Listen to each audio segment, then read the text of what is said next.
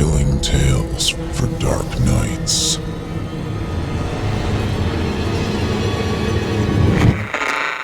Want to make sure you never miss a Chilling Tales for Dark Nights video again? Be sure to subscribe and hit that bell to turn on notifications.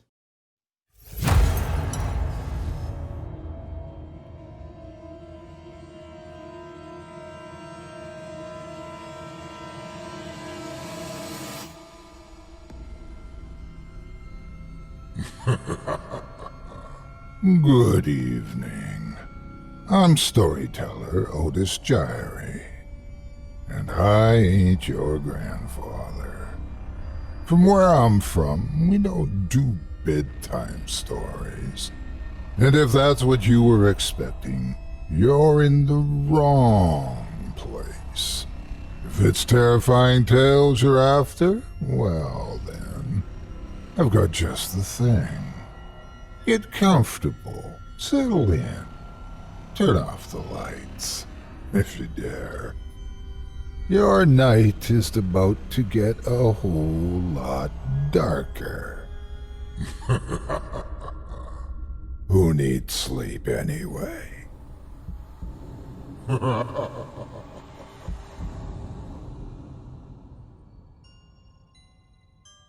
ha ha ha! Good evening, you're listening to Scary Stories Told in the Dark. Welcome to Season 7, Episode 1. The opening to what I know will be another wonderful season, full of tales to terrify. As a reminder, there are 6 more seasons of 24 episodes each waiting to be discovered. So if you're just joining me now, I encourage you to dig deep into the creepy crypt that is my archive and prepare to be scared. You won't be disappointed. As always, I'm your host, Otis Jiry, and in this episode, I'll be performing 4 spine-chilling tales for you, all of them from author Maria Cisneros Toth, straight out of her 2014 book, Strange, Weird, and Creepy Tales, about curious crimes, awful occupations, death on your doorstep, and creepy competitors.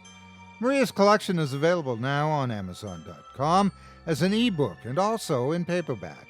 If you enjoy the tales you hear today, please consider picking up a copy to support our featured author. It means a lot to both of us.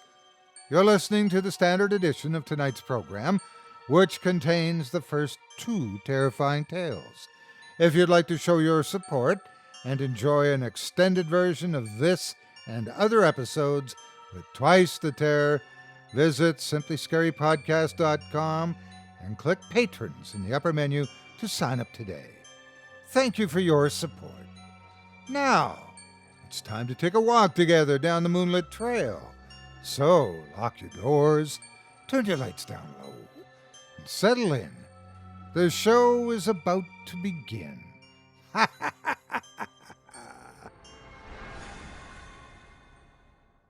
Our first tale tonight from Maria Cisneros Toth takes us to the site of a historic hotel, where a witness to a crime may have more to worry about than being asked to testify later. Without further ado, I present to you Second Time Around. I woke up with a killer headache. Feels like someone slugged me over the head with a brick. But I had a story assignment at the historic Mission Inn, and it was too late to cancel. Popped a couple aspirin, laid out a pair of jeans, and a white ruffled top, and hopped in the shower. By the time I reached the hotel, the pain had subsided to a tolerable throb. Looks like I'll live another day. As I stepped into the foyer and joined a tour group, a wave of déjà vu swept over me. Feeling dizzy, I closed my eyes a moment and took a deep breath. I blamed the dreamy weirdness on my headache. The tour group followed the descent into the music room, where she informed us that there were old catacombs beneath the inn. Tunnels. I love tunnels. I wanted to explore them, but they were off limits, even to this curious reporter. Back in the newsroom, as I wrote my destination feature about the hotel, the thought of the catacombs still nibbled at my brain. I knew I was bordering on obsession when I considered disguising myself as a hotel maid to sneak into the underground passageways. I shook my head, chasing away the harebrained scheme. For days the thought lingered in my mind. Then, late one night, after another feature assignment, I cruised up Mission Inn Avenue. As I approached the hotel, my breath stole away at the sight of the resort, its architectural style influenced by early California missions. Within its buttresses and walls lay the forbidden tunnels. I turned onto the deserted and narrow street behind the hotel that dated back to the late 1800s, when it first operated as an adobe boarding house. Ever since I moved to Riverside, I'd been strangely drawn to this abandoned building that loomed in the shadows of the hotel. I often found myself making excuses to drive past it, but had never bothered to stop. At night, the old brick dwelling looked like a haunted mansion with busted windows and a large balcony. The tour guide had said the old and decaying building was called the Annex, the dormitory where the hotel employees lived during the inn's heyday. Tonight I decided to check it out. I used my car to the curb and walked up a few steps leading to a locked wrought iron gate. It would be cool to take a look inside, I said. You can't, a voice answered from behind me. It's not safe. I spun around. A pretty young woman in an old-fashioned maid's uniform lit up a cigarette. It's not Halloween, so the get-up must be a way to make guests feel like they've gone back in time. Your costume's a nice touch, I said. Didn't mean to scare you, doll. She blew a wisp of white smoke. I'm Annabelle. I work at the hotel. I figured. Hey, I said, those things will kill you, doll. She laughed, chucked a cigarette to the sidewalk, and grounded out with her heel. So, what are you doing here? You a cop? I made my way down the steps to the sidewalk. I'm a reporter. We're naturally nosy, you know. A real-life reporter, eh? Listen, I have a story that I've been dying to tell somebody. I leaned in. What's your scoop? An unsolved murder. Why not go to the police? Are you kidding? Who has time to listen to a ghost? Annabelle's mouth curled into a smile. Ghost, huh? I liked Annabelle.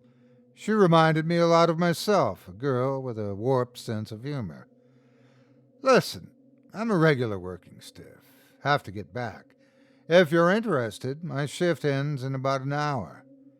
Are you serious? Somebody's got to work graveyard. Look, if you can't stick around, I'll wait, but it better be worth it. Oh, trust me, it will be.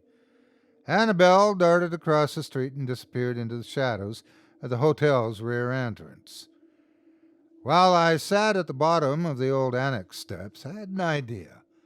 I'd listened to Annabelle's story in exchange for a private tour of the tunnels. Bet she could set it up for me. She must have connections. Rat-a-tat-tat-tat-tat-tat. An empty soda can flew toward me like someone had kicked it. Just the wind, I muttered. There was hardly a breeze. Then I thought I heard whispers coming from inside the annex. I ran up the steps to the locked gate and peered inside the iron bars and into the pitch black. Hello? I said. I waited. Is anyone there? Nobody answered. Pop, pop, pop. Lanterns on the underside of the balcony flickered and went out. A blood-curdling scream raised the hair on the back of my neck. Chills rippled up my spine as I darted for my car. Another shriek punched the darkness, and my keys slipped out of my grasp. I dropped to the ground, my fingers fumbling across the asphalt. Oh, God, where are my keys?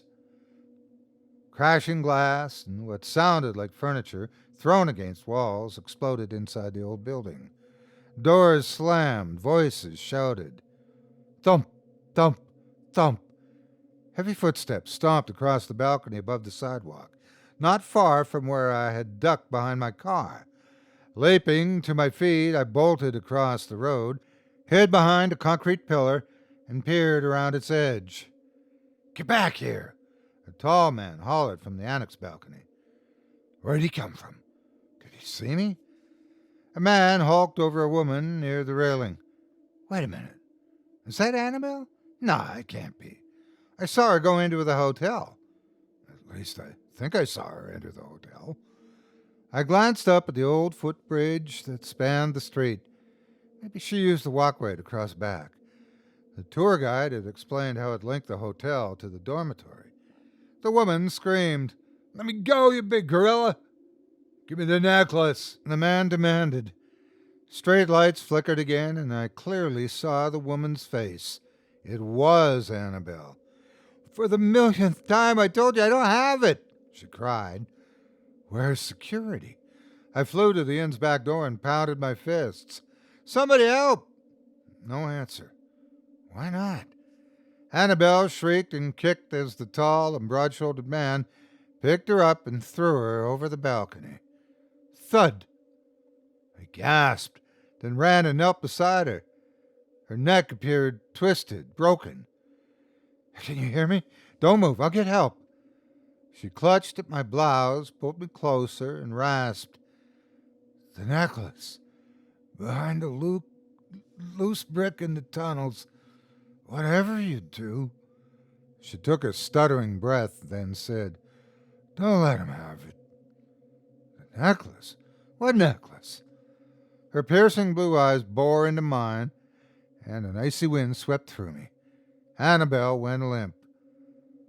Footsteps thundered from inside the annex. I left Annabelle and darted back behind the hotel's concrete pillar as the man burst through the wrought iron gate. I thought it was locked. I watched in horror as he dragged her body toward the sidewalk near the inn. He yanked up 2 steel doors lying flat on a cement walk and hurled her inside. He reeled around and panned the deserted street. His stare was dark and brooding. As he moved toward my hiding place, I shrank back and shut my eyes tight. I could feel him coming closer. Closer. Just as I was about to scream, the Phantom of the Opera ringtone trilled on my cell phone. My eyes sprang open. Oh, no. I'd left it on the car seat. I swallowed hard. I'm dead meat. But the man was gone. Vanished. No footsteps. Nothing.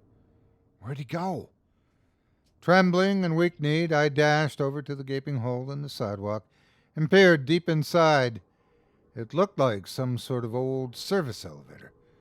But where was Annabelle? I glanced up and down the street. And where was her killer? Crash! The sound of glass shattered.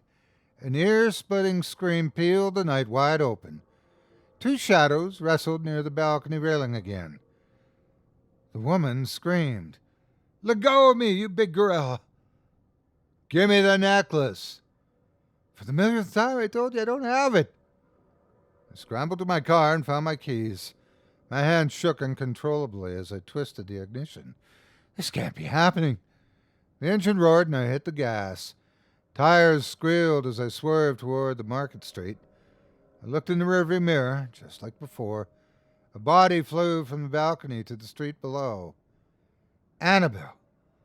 My heart hammered. What's going on?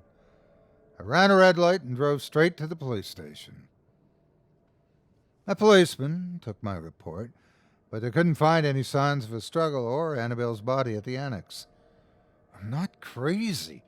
Just because I can't explain what I saw doesn't mean it didn't happen. Nightmares plagued my sleep. The haunting dreams were always the same. I'd find myself floating as light as a helium balloon through the dark passageways beneath the inn. Then, at the far end of the tunnel, I spotted a shaft of light. A woman held a flashlight awkwardly in one hand while forcing a brick into the wall with the other. Annabelle? My voice echoed throughout the tomb-like chamber. She jerked around, the flashlight dropped and clattered at her feet. "Whatever you do, don't let him have the necklace," she said as she melted into the dreamy darkness.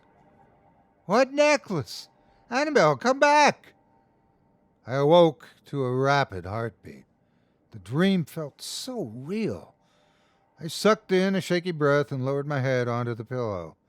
I saw a young woman murdered. I know I did. I'd bet my life on it. For weeks, nothing took the edge off my headaches. I felt like the walking dead.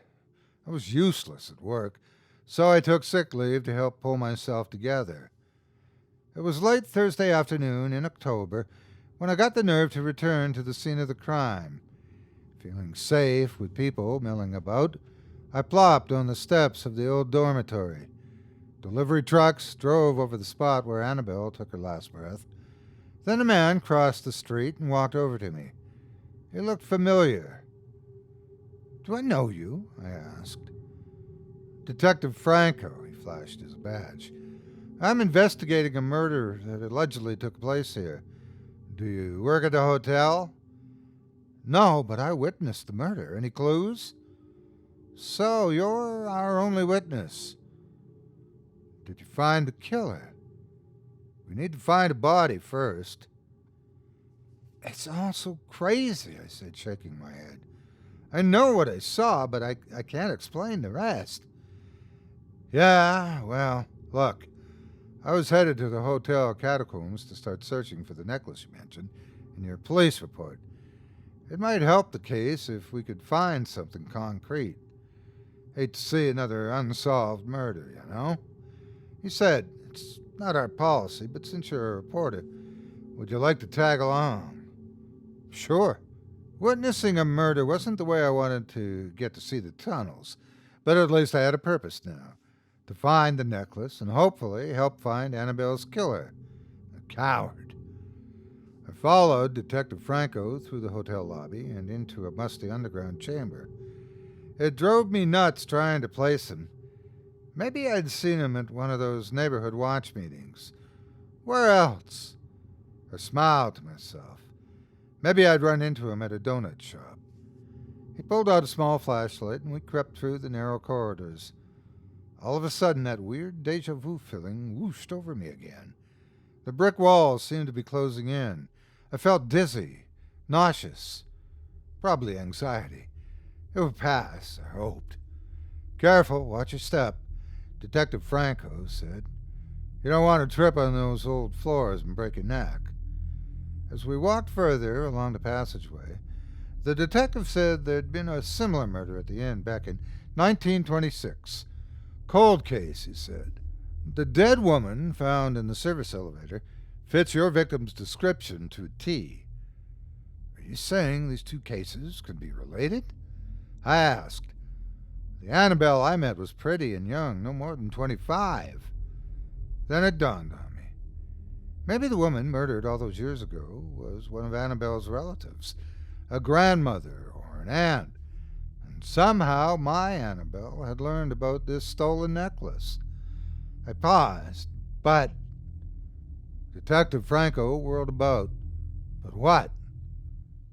"What about the creep on the balcony? Any clues on who he is?" The detective chuckled. "You're a regular sleuth, aren't you?"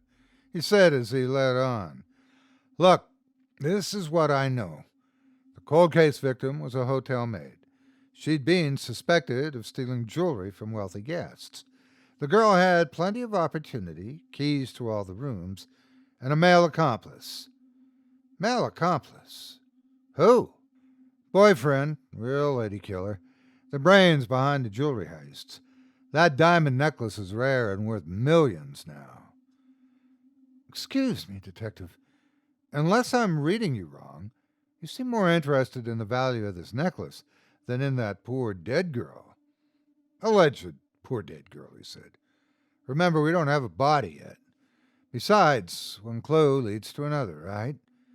He led the way deeper into the sprawling catacombs. The air grew mustier, damper. I stopped and swept my hand over the rough wall. My fingers settled on a brick partially sticking out from the rest. I touched it. It rocked. In my dream, Annabelle shoved a brick back into the wall. "Wait," I said. I tugged and pulled. The brick scraped against the others until it broke free. I handed it to the detective. "My hands are too big to fit in there," he said. "Can you?" "Sure." Reaching into the gaping hole, I felt around until I snagged something with my fingers and dragged it out. You're not going to believe this. I spun around with a diamond necklace dangling from my fingertips. "Here, I better take that for evidence," the detective said. Just as I was about to drop the necklace into his open palm, our eyes locked, and I remembered Annabelle's dying words. "Whatever you do, don't let him have it." I snatched the necklace back into my hand. "It was you. You killed that poor girl." The detective's mouth twisted into a grimace. He raised the brick above my head. Everything went black. I felt weird, lightheaded. I opened my eyes and found myself floating several feet off the floor. On the ground beneath me, a woman lay in a pool of blood. I was certain, but she seemed about my age, with dark hair like me. But then it struck me. That's me. No! Dead. I'm dead. Detective Franco stood over my body, a bloodied brick in one hand, the necklace in the other. "If you had just told me where you'd hidden it back then, Annabelle, things wouldn't have had to end that way." He dropped the necklace into his trouser pocket. Then he grabbed my ankles, dragged my body deeper into the catacombs, and stuffed me into a dark alcove. What does he mean? Back then? I don't understand. And why is he calling me Annabelle? A reel of memories played in my mind. Suddenly I remembered us, Detective Franco and I, the way we were long ago. Franco headed for the heavy wooden door leading back to the hotel. He turned and faced the dark tunnels. "You're a swell gal, Annabelle. Who knows? Play your cards right and maybe things will work out for us next time. I'll look you up." He flicked off his flashlight. "See you around, doll." He shut the door. The click of the lock echoed throughout the underground chamber. I floated right through the locked tunnel door and hovered over the sidewalk as Franco got into his car and sped away. "Oh, yes, there'll be a next time. But I'll be the one waiting for you, doll." Oh, I woke up with a killer headache. Feels like someone slugged me over the head with a brick.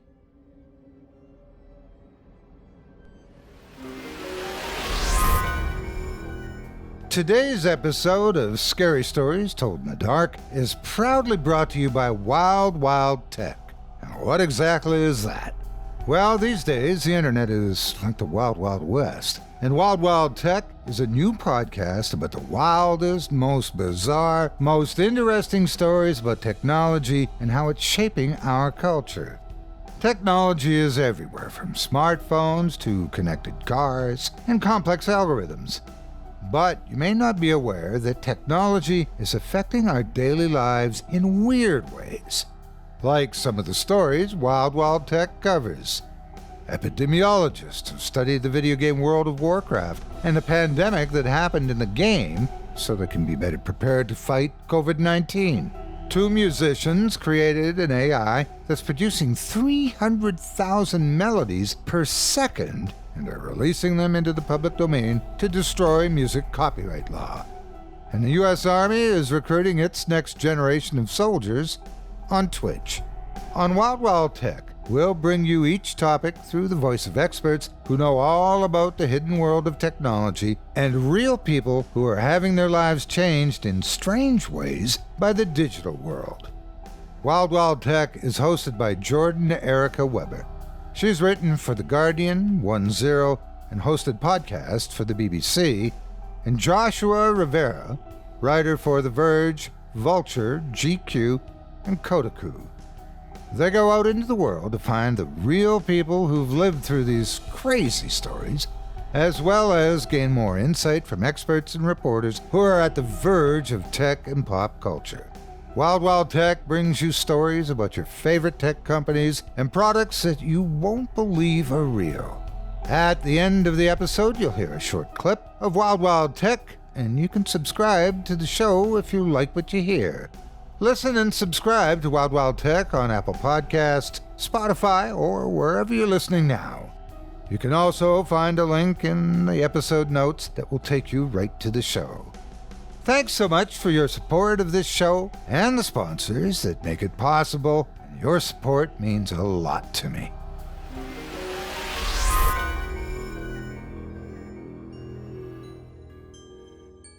I hope you enjoyed Second Time Around, as written by Maria Cisneros Toth and performed by yours truly. If you enjoyed that first story, I'd like to remind you that it and 12 other terrifying tales are to be found in the author's collection entitled Strange, Weird, and Creepy Tales, and available now on Amazon.com in both ebook and paperback editions. You can pick up a copy today at simplyscarypodcast.com/Toth, spelled Toth. That's simplyscarypodcast.com/Toth, and you'll be redirected to Amazon, where you can dig into the book today. As an Amazon associate, a portion of your purchase made using that URL is provided to us, as well as the author. Thanks for your support of this show and of tonight's featured author. Up next, we've got a second tale of terror for you, courtesy once again of Maria Cisneros Toth. In it, we'll meet Alex, a young man tired of serving fast food for pennies, and who decides to live it up by working alongside the death at a funeral parlor. Will he find what he's looking for at his new job, or far more than he expected? Stay tuned and find out. Without further ado, I present to you Dead End Job.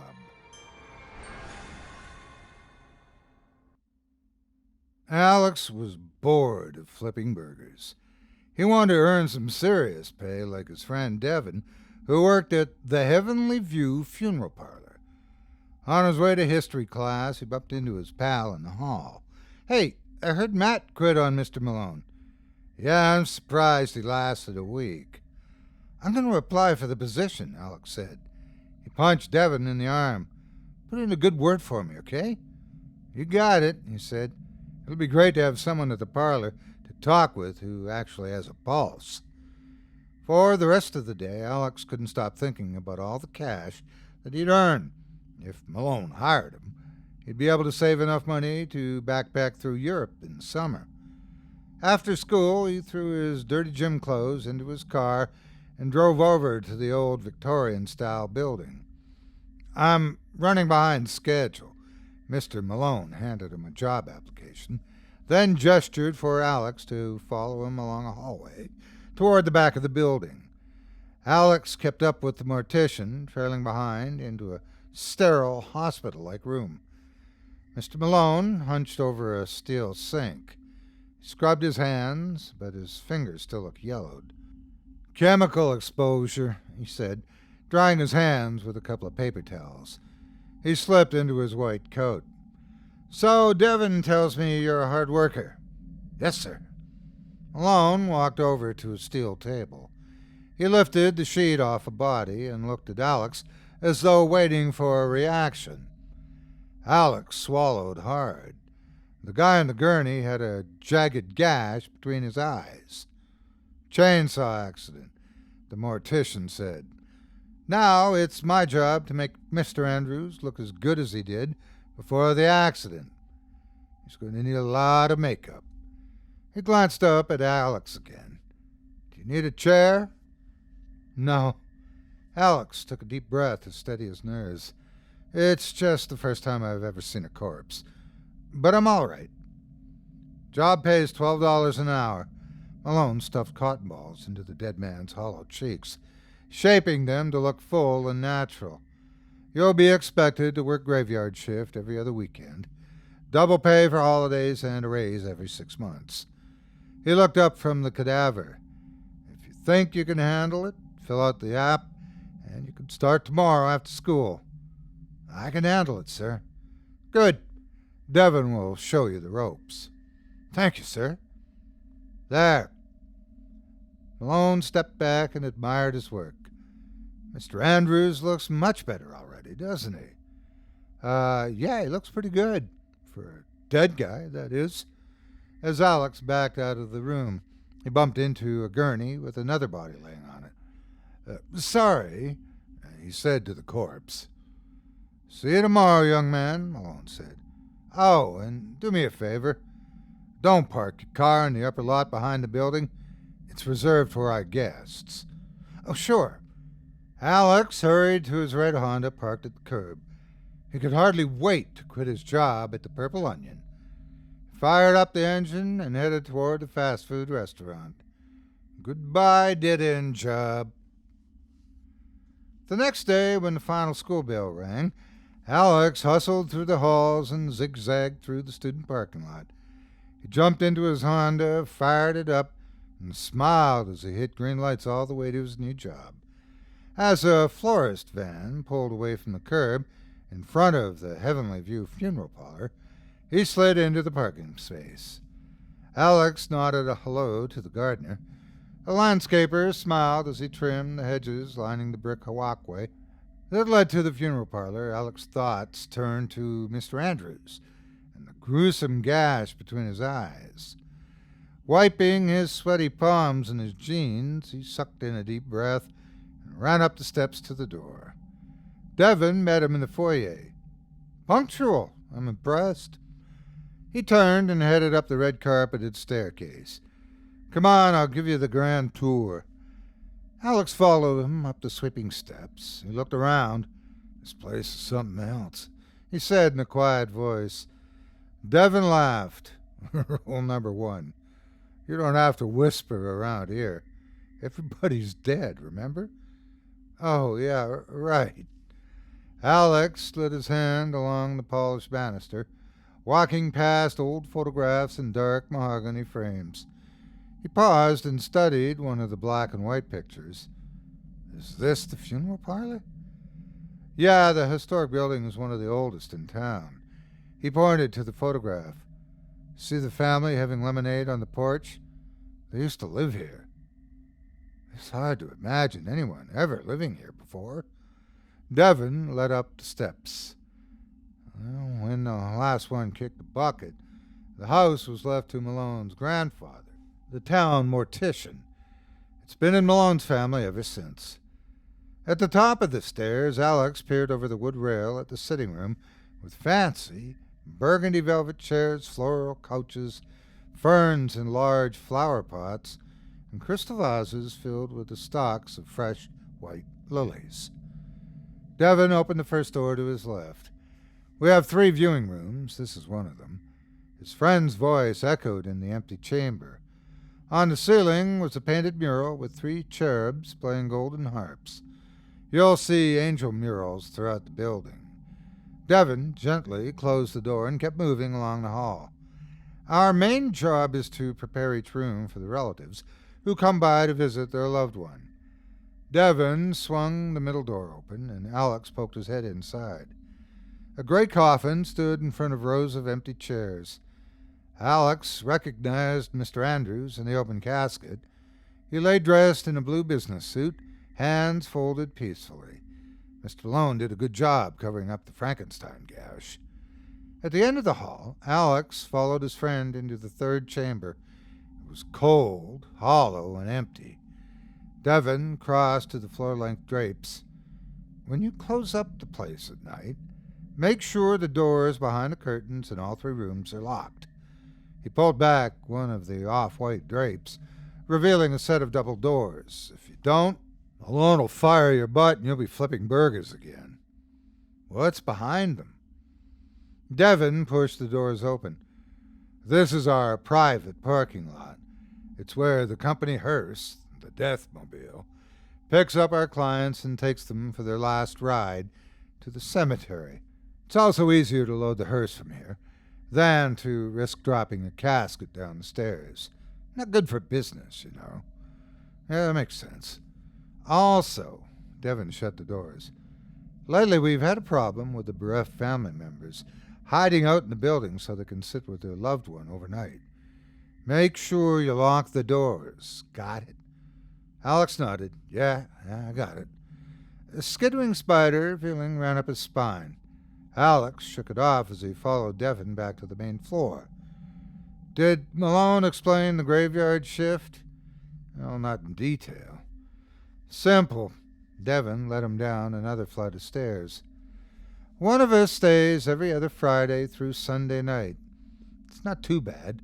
Just bring plenty of homework so you don't get bored stiff, and some clean underwear. Alex chuckled. Devin paused at the bottom step and faced Alex. You can sneak in a couple of friends to keep you company, too. Just make sure Malone doesn't catch you. Alex followed him into a large room with a couch, TV, and a table for 4 chairs. So I've got to stay overnight. Alone? You're not getting cold feet, are you? Nah, I'm cool. Alex shrugged his shoulder. Dead people don't scare me. Good. Devin plopped on the brown leather couch and propped his feet on the coffee table. This is the employee lounge, also known as the basement, he said. Hey, don't look so worried. The bodies buried beneath the floorboards have already been dug up. You're joking, right? Lighten up, will you? If you're going to work here, you've got to have a warped sense of humor. Alex looked at the far corner. What's that? Devin crossed the room and pulled the handle. Malone has this fridge custom built to look like Dracula's coffin. Pretty cool, isn't it? He reached inside. Want a cold one? Devin tossed him a frosty can of soda. Thanks. Alex dropped onto a stool in the shape of a headstone. He popped open the can. Are you sure you're all right? You're not going to flake like Matt, are you? Devin put his mouth to the lip of his cold drink and took a sip. Because if you are, you can quit just right now and not waste my time. This job's not for chickens. I told you I'm not scared. I just want this job. Over the following weeks, Alex took pride in making sure the viewing rooms shined to Malone's strict specifications. Just because people have expired doesn't mean they don't deserve excellent customer service. Mr. Malone had stated in an employee meeting. Every work shift, Alex dragged the vacuum around the entire upstairs. He dusted the furniture, polished the stair railing, wiped the mirrors, and made sure all incoming floral arrangements were personally delivered to the proper viewing rooms. He got so used to working with the dead that he even started talking to them, unloading his personal problems. Unlike the living, the dearly departed were good at keeping his secrets. Alex liked his job. The stiffs never complained like the picky customers at the Purple Onion, and those extra zeros on his paychecks were nice too. It was rolling in the green, but now that he had a hefty bank account, his girlfriend had dumped him. She had said she refused to date a guy who worked around dead people. It was Alex's turn to work the weekend shift again. On Friday night, after closing up shop, he chilled in the employees' lounge. It had been raining heavily all day. Lightning crackled and the power flicked off and back on again. Thunder rumbled and rattled the building. Hope this storm doesn't keep the guys from stopping by tonight. Alex was alone in the mortuary.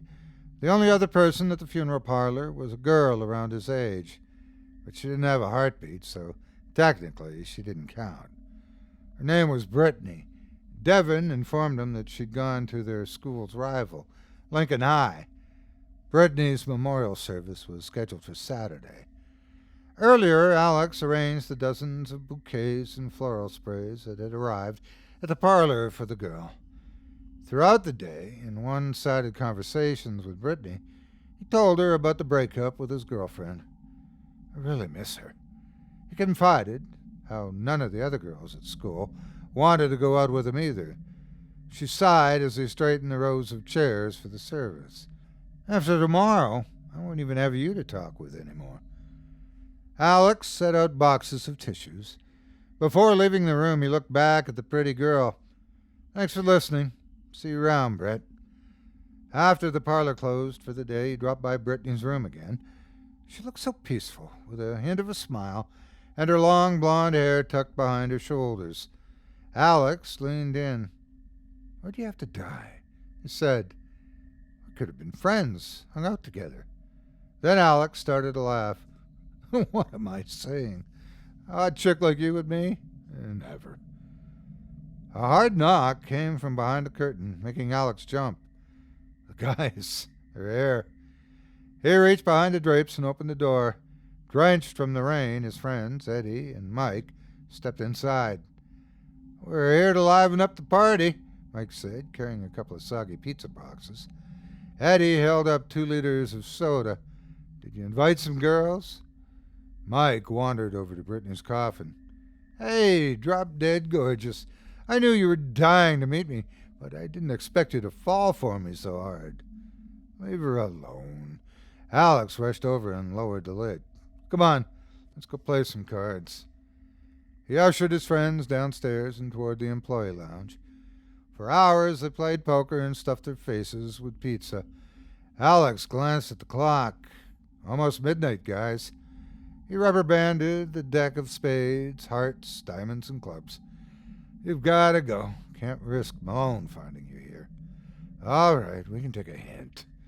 Eddie folded and stuffed a cold slice of pizza in his mouth, then grabbed his jacket from the back of the chair. Alex guided the guys to the main door and through the dimly lit sitting area. Flashes of lightning lit up the large room. Rain battered the tall and narrow windows.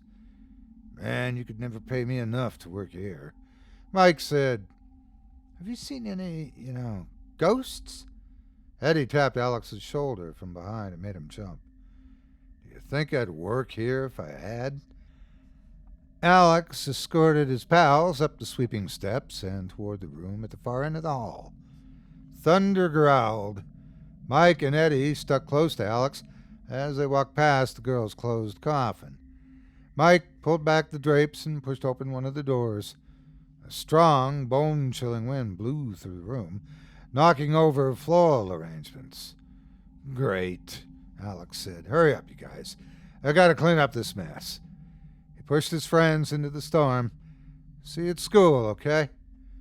He turned the lock and stood at the viewing room door.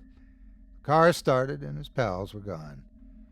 Alex ran upstairs and grabbed the mop, then picked up the scattered flowers and wiped up the puddles in the room.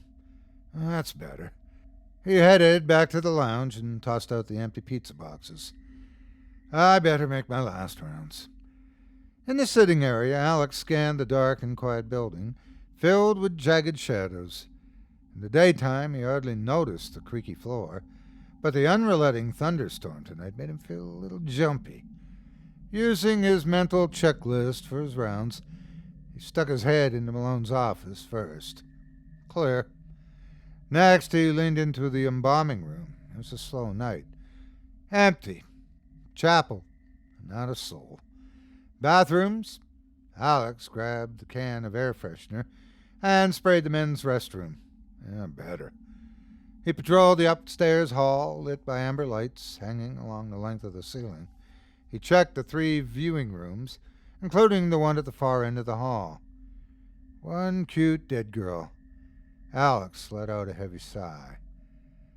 The 3 sets of double doors leading to the back parking lot were secured. The place was wrapped up tighter than a pharaoh's tomb. Alex dimmed the lights in the sitting room and headed back downstairs to the lounge. He flipped the TV remote to Comedy Sketch Live and stretched out his long legs on the couch. A few times he caught himself dozing off. He grabbed a cola, hoping the caffeine would help keep him awake. Then Alex dropped back onto the sofa cushions. He pulled out his cell phone and played a few games. It wasn't long before the caffeine wore off and his mind drifted. Bet Brittany had a lot of boyfriends. Thunder exploded. Alex jumped. The basement lamp flickered. Pop! The bulb, hanging above the large table, blinked out, and the room fell dark. Great. Using the light from his cell phone, he found the big utility flashlight under the sink and clicked it on. The bright beam shot across the room. Hope there's extra bulbs around here. Alex rummaged through the cupboards and came up empty-handed. At least he still had the glow of the television screen, he thought. He'd just gotten comfortable on the couch again when the TV crackled and the screen zapped out. Alex quickly located the fuse box and flipped each switch. Nothing. He hated thunderstorms for this exact reason. Power outages. The temperature in the room dropped. Alex zipped a sweatshirt to his chin, then made his way back to the sofa where he lay in the dark, listening to the rain beat against the building. The steady drum made him drowsy.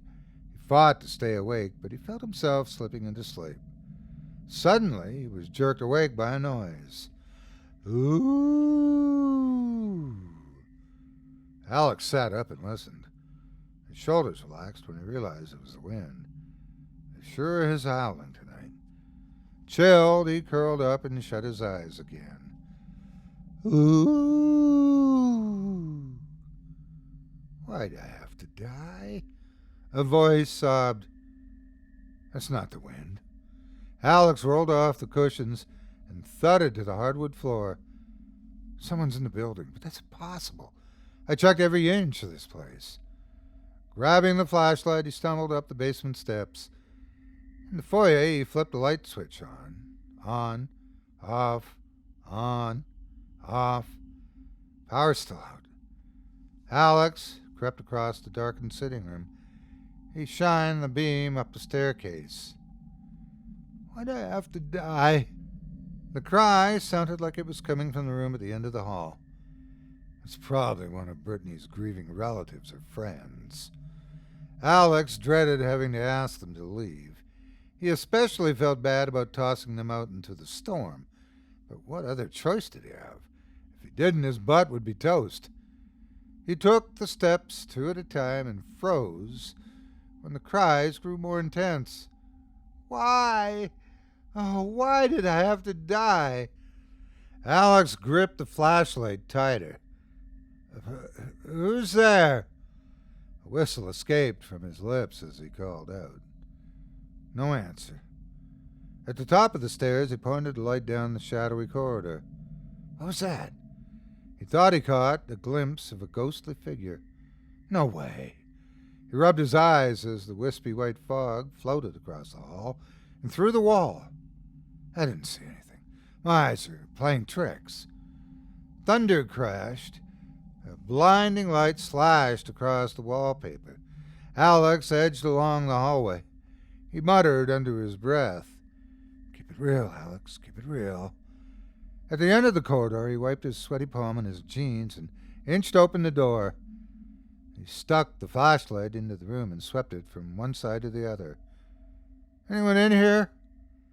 The stream of light landed on the open casket in front of the window. Wait a second. I closed Brittany's coffin, didn't I? Whoomp, whoomp. The wind-blown drapes in front of the double doors heaved in and out. Alex was certain he locked the doors, too. Someone broke in. I need to call the cops. Then his friends crept into his mind. Mike? Alex edged closer to the billowing curtains. Eddie, is that you? It'd be just like them to pull a stupid prank like this. As Alex pulled back the drapes, he became tangled in the folds of the fabric blown by the gusts of wind. He broke free and poked his head out into the open door and into the slanting rain. This isn't funny, you guys. He darted out to the middle of the empty parking lot, his sweatshirt soaked and sticking to his skin. Joke's over. No response. Mike? Eddie? He waited a minute for his friends to leap out of the shadows. All right, you're really spooking me. Bam! Alex spun around. The viewing room door had blown shut. He sprinted toward the building and yanked the handle. He pulled harder. The doors didn't budge. Alex ran back to the middle of the parking lot. That's it, he yelled. I'm fed up with you clowns. The window. Maybe it's unlocked. He pushed against the waist-high shrubs. Through white sheer curtains, he could see Brittany lying in her coffin. I have to get back inside, now. He'd deal with the guys later. Alex jiggled the old window casing. It rattled, but didn't move. He thought of breaking the glass, but if it broke, Malone would deduct a new window from his paycheck. He stood in the pouring rain. Think, Alex, think.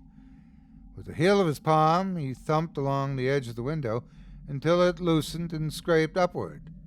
All right. He then pulled himself up and dangled his legs over the ledge inside, careful not to bump Brittany's coffin. Lightning lit up the room. He looked down into the casket. Empty. The coffin's empty. Where'd she go? Thunder exploded. Bone-chilling wind and rain whipped at his back. Icy cold fingers rested on the top of his hand.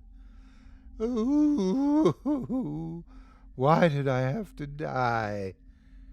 In short, jerking motions, Alex turned his head to his right. Another streak of lightning flickered. There, standing beside him, stood the pale girl. Please tell me, why did I have to die? She leaned forward, cocked her head, and stared at him with vacant eyes. Alex slipped and tumbled headfirst into the empty coffin. The coffin crashed to the floor. Flowers toppled on top of him. Alex rolled out and scuttled backward toward the darkened room. Brittany glided after him, her arms stretching, reaching out to him. Tell me, why did I have to die? Alex jumped to his feet. In the dark, he scrambled through the hall and pounded down the steps, sliding across the rug to the foyer. He lunged for the door, his trembling fingers fumbling with the deadbolt. Come on! He glanced over his shoulder and gasped. Brittany was gone. Where'd she go? The deadbolt clicked, and Alex whipped open the door. Rain lashed at him as he flew straight into the battering storm and into Brittany's ghostly arms. Ah! Ooh, why did I have to die? Alex broke free from her stiff and awkward grasp. That's just it. You didn't have to die, Alex screamed. You took your own life. Pills. Mr. Malone said doctors pumped your stomach, but it was too late. Ooh. Brittany wailed as she floated back into the funeral parlor. Too late, she moaned. Feeling sorry for her, Alex stood in the doorway, watching the sad girl float through the foyer, up the sweeping staircase, and along the hallway toward the viewing room. Each light flickered as she floated past a row of amber globes. Then the downstairs lit up. Ooh! A sorrowful moan escaped from the room at the end of the hall upstairs. Too late for me, Alex, but not too late for you. Alex trembled, not knowing if he should go back inside or not. He sat in his car the rest of the night thinking about his girlfriend and how much he missed her company and the late-night talks they used to have. And he missed having her sitting next to him in his car on Saturday night dates. He also missed his old job. The pay may not be good, but at least the place is full of life. As soon as Malone arrived at the parlor, Alex quit. He then drove over to the Purple Onion to ask for his job back.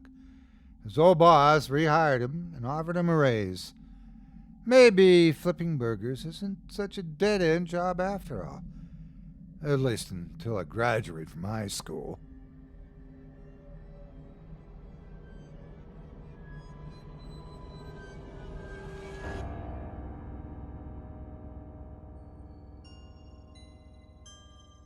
I hope you enjoyed Dead End Job by author Maria Cisneros Toth, as performed by yours truly. If you enjoyed the tales you've heard tonight, I'd like to remind you one last time that tonight's featured author has a book for sale, featuring not just tonight's stories, but many more where those came from. Maria Cisneros Toth's collection, Strange, Weird, and Creepy Tales, is available now on Amazon.com in both ebook and paperback editions.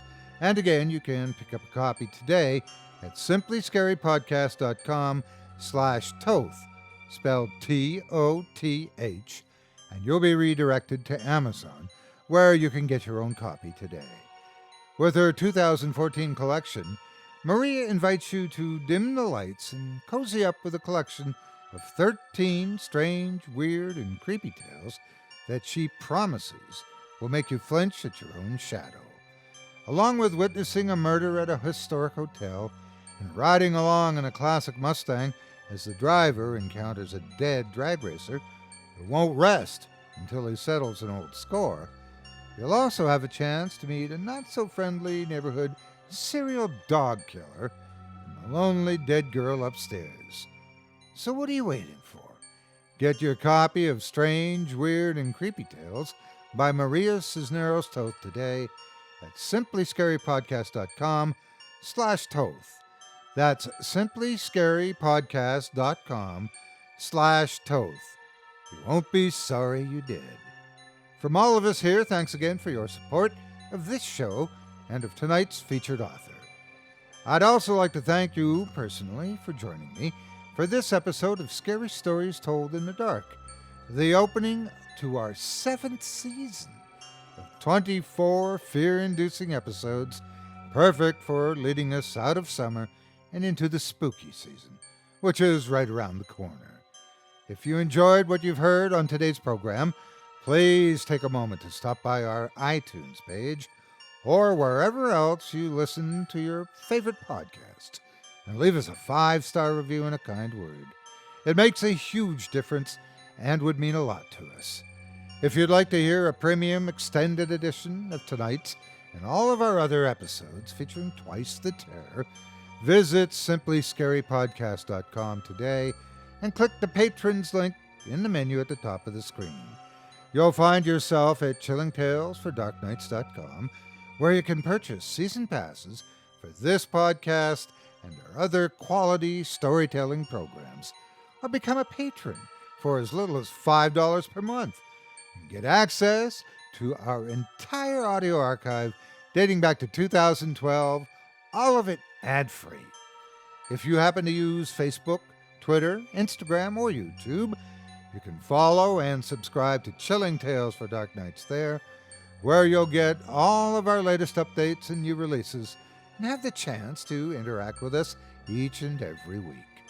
You can subscribe to me on YouTube as well at the Otis Jiry channel, where you'll find releases of my series, Horror Storytime, dating back to 2014, and you can find me on Facebook, Twitter, and Instagram too. Just search for Otis Jiry. Until next week, stay spooky. Get some sleep, if you can.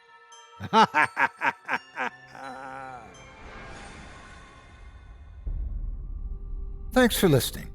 You've been listening to Scary Stories Told in the Dark, a production of Chilling Entertainment and the creative team at Chilling Tales for Dark Nights, and a proud member of the Simply Scary Podcasts network.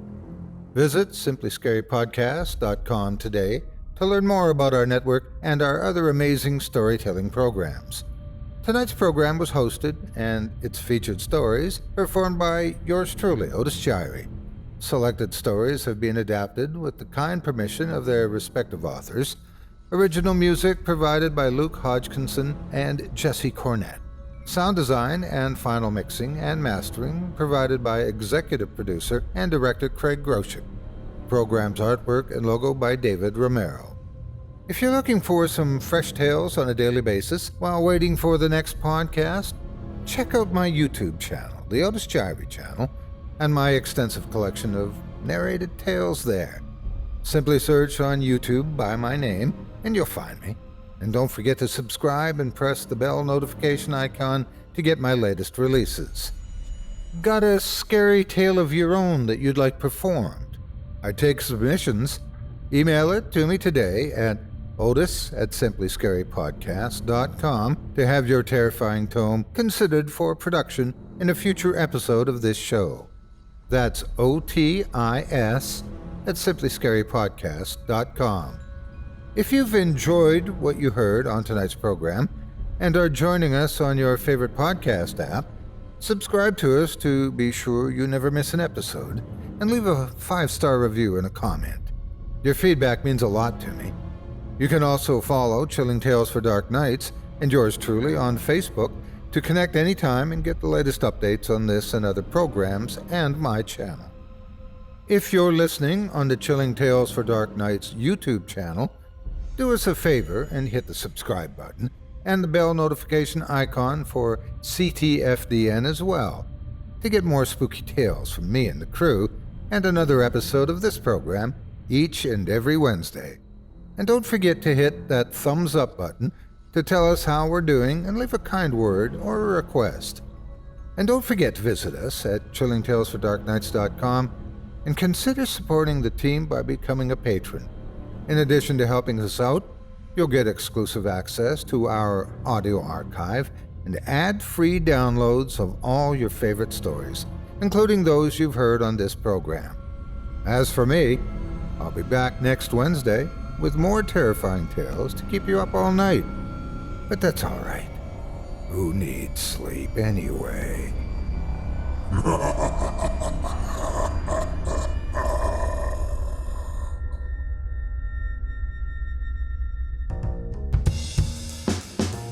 Would you be surprised if scientists are learning how to fight COVID-19 from World of Warcraft? As soon as you see that bolt go out, as soon as the person gets diseased, they have to run away from the group really fast. What if I told you that I could spoil almost any movie based on who uses an iPhone? The first guideline is that the user is a good guy. It says that just very specifically. Or that the cute Animal Crossing virtual world has turned into a capitalist nightmare that people are spending tons of real money on. Like, I took literally all the money I had, put it in the stock market, and then went on Twitter and typed in turnips and then refreshed over and over again until I found a good island price that I could do it. Did you know that Disney apparently has a preoccupation with butts? I'm fine with butts, pretty pro-butt in general. I'm really struggling to develop a strong opinion about butts for you, and I don't have one.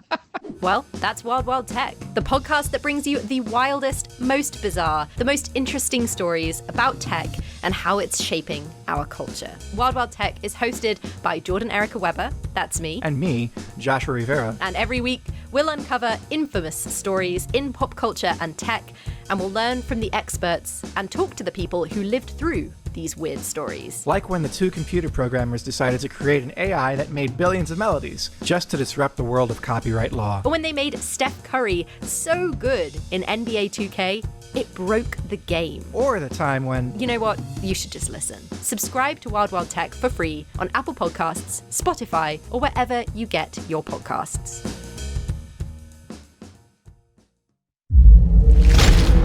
Chilling Tales for Dark Nights.